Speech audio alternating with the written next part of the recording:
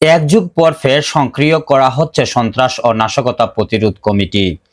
সরকারি চাকরিতে কোটা সংস্কারের দাবিতে বৈষম্য বিরোধী ছাত্র আন্দোলনের প্রেক্ষাপটে সহিংসতা ও সংঘর্ষের ঘটনায় সম্প্রতি প্রধানমন্ত্রী শেখ হাসিনা এই কমিটির সক্রিয় করতে সংশ্লিষ্টদের নির্দেশনা দিয়েছেন।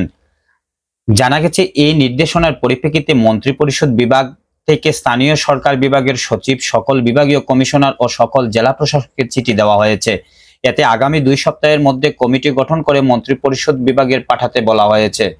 মন্ত্রিপরিষদ বিভাগের এক কর্মকর্তা বলেন, বিতর্ক এড়াতে যাচাই বাছাই সাপেক্ষে কমিটিতে জনপ্রতিনিধি, রাজনৈতিক ব্যক্তিত্ব, মুক্তিযোদ্ধা, সামাজিক ও সাংস্কৃতিক ব্যক্তিত্ব, শিক্ষক, অভিভাবক, ধর্মীয় গুরু, মসজিদের ইমাম, সাংবাদিক, উদ্যমী যুবক ও শিক্ষার্থী সহ পরিচ্ছন্ন ইমেজের ব্যক্তিদের রাখতে বলা হয়েছে।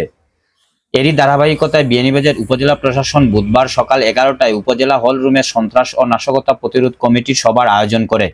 সভায় উপজেলা নির্বাহী অফিসার কাজী শামীমের সভাপতিত্বে ও সঞ্চালনায় উপস্থিত ও বক্তব্য রাখেন উপজেলা ভাইস চেয়ারম্যান আব্দুল আল মামুন, সহকারী কমিশনার ভূমি কাজী শারমিন নেওয়াজ, বিয়ানীবাজার থানার পুলিশ পরিদর্শক তদন্ত লুৎফুর রহমান, উপজেলা স্বাস্থ্য কমপ্লেক্সের পরিবার পরিকল্পনা কর্মকর্তা ডাক্তার মনিরুল হক, সিলেট জেলা আওয়ামী লীগের সদস্য জাকির হোসেন, আলীনগর ইউনিয়ন পরিষদের চেয়ারম্যান আহবাবুর রহমান শিশু, শেওলা ইউনিয়ন পরিষদের চেয়ারম্যান জহুর উদ্দিন, কুড়ালবাজার ইউনিয়ন পরিষদের চেয়ারম্যান তুতিউর রহমান তুতা, মাতিউরা ইউনিয়ন পরিষদের চেয়ারম্যান আমান উদ্দিন, লাউতা ইউনিয়ন পরিষদের চেয়ারম্যান দেলোয়ার হোসেন সহ উপজেলা পরিষদের বিভিন্ন কর্মকর্তাগণ।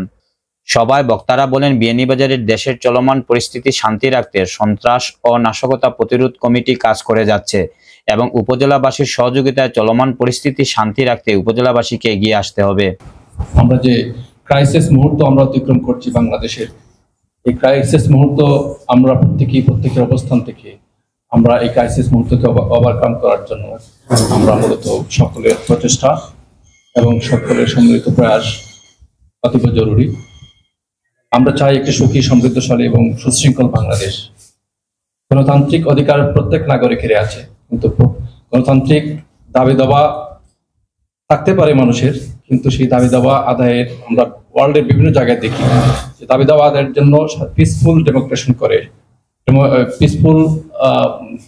পিসফুলি ভাবে তারা দাবি দাবা উত্থাপন করে, কিন্তু নাশকতা সন্ত্রাস সৃষ্টির মাধ্যমে নয়। এই নাশকতা সন্ত্রাস তারা করে, এই যে ভাঙচুর, দেশের গুরুত্বপূর্ণ স্থাপনা, মূল্যবান স্থাপনা, এই যে এই সন্ত্রাসী কার্যক্রমের মাধ্যমে এগুলা সৃষ্টি করে, এটা কোনো সুনাগরিকের কাজ নয়। যারা করেছে তারা নিশ্চয়ই দেশের শত্রু এবং দেশের একটা নৈরাজ্য পরিবেশ পরিস্থিতি সৃষ্টির জন্য তারা এগোচ্ছে। আমরা যার যার অবস্থান থেকে আমরা এর প্রতিবাদ করব, এর প্রতিরোধ করব, এবং বিশেষ করে আমরা যারা পুলিশ প্রশাসন আছে আমাদের দায়িত্ব। কিন্তু আমরা চাই আপনারা সকল মহল যাতে আমাদেরকে বিভিন্ন ভাবে সহযোগিতা করেন, আমরা যাতে এই ধরনের নাশকতা এবং এই ধরনের কার্যক্রমকে আমরা প্রতিহত করতে পারি। আমরা আমাদের গোয়েন্দা তৎপরতা অব্যাহত আছে, আমরা গোয়েন্দা তথ্য সংগ্রহ করতেছি এবং আপনারা আপনাদের অবস্থান থেকে আপনারা বিভিন্ন তথ্য দিয়ে আমাদের সহযোগিতা করবেন বলে আমি আশা করছি। আমাদের দেশে এমন একটি পরিস্থিতির সৃষ্টি হয়েছে যেটা কোনোদিন আমরা পরিকল্পনা কোনোদিন চিন্তাও করতে পারিনি। আমাদের দেশে শতকরা বেশিরভাগই মানুষ মুসলমান। ইসলামে সন্ত্রাস, নাশকতার কোনো স্থান নেই। ইসলাম কোনো সন্ত্রাসী কর্মকাণ্ডকে পছন্দ করে না, সাপোর্ট করে না। আমরা সবাই, আমাদের দেশের বেশিরভাগ মানুষ মুসলমান। আমরা সন্ত্রাস এবং নাশকতাকে প্রতিরোধে আমরা আমাদের সর্বস্ব বিলীন করব। সন্ত্রাস এবং নাশকতা আমাদের দেশে হোক, এটা আমাদের ক্ষেম্য নয়। পাশাপাশি আমাদের ইসলাম ছাড়া যে সমস্ত ধর্ম আছে, সব ধর্মই সন্ত্রাস এবং নাশকতাকে সাপোর্ট করে না, এটার নিন্দা করে। আমাদের দেশ একটি উন্নতশীল দেশের দিকে এগুচ্ছে। এদেশকে এদেশের ধারাবাহিকতাকে রক্ষা করার জন্য আমাদেরকে সকলকে ঐক্যবদ্ধ থাকতে হবে, সকলকে সজাগ থাকতে হবে। আমাদের বিয়ানীবাজারে যদিও নাশকতা হয় নাই, কিন্তু হবে না এটা বলা যাবে না। এই জন্য আমরা সকল আমাদের ইউনিয়ন চেয়ারম্যান বৃন্দ ওনাদের আলোচনায় বলেছেন, ওনারা সজাগ আছেন, ওনারা দেখাশোনা করতেছেন। আমাদের অফিসার ইনচার্জ বলেছেন, আমাদের ইউনিয়ন মহোদয় সব আছেন।